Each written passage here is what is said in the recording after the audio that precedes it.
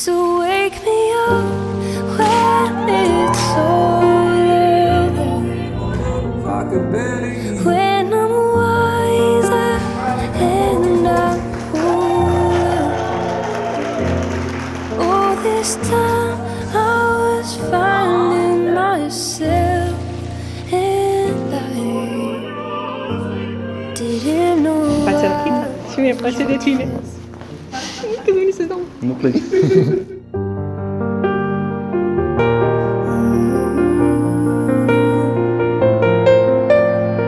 Viața voastră să fie la fel de fericită și exact cum A fost astăzi. a fost astăzi și cum a simțit-o voi astăzi.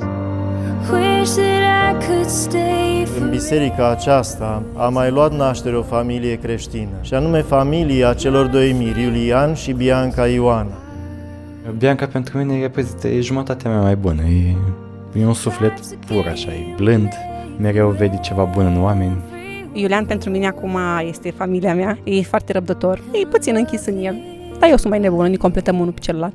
Jumătatea mea. So wake me up when it's all over, when I'm wiser and I'm older. All this time I was Vă dorim să păstrați mereu dragostea asta frumoasă, sinceră, și să vă aduceți aminte de clipele astea frumoase din ziua anunții, care a fost superbă de la început până la final.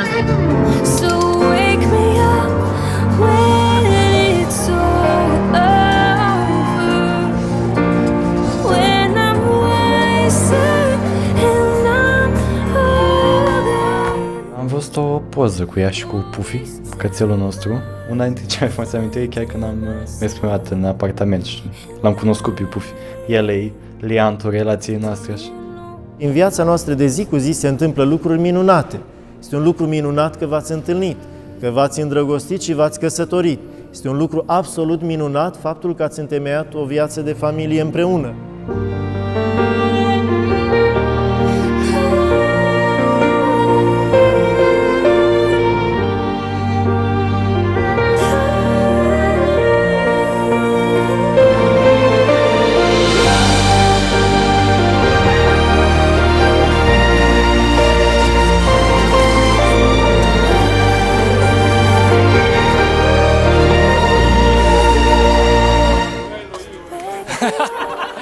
Voi bine, sunteți cei mai frumoși și mai minunați nași. Fini! Tu, Alin, Alin, Alin, numai inim, tu, Alin. Pupici!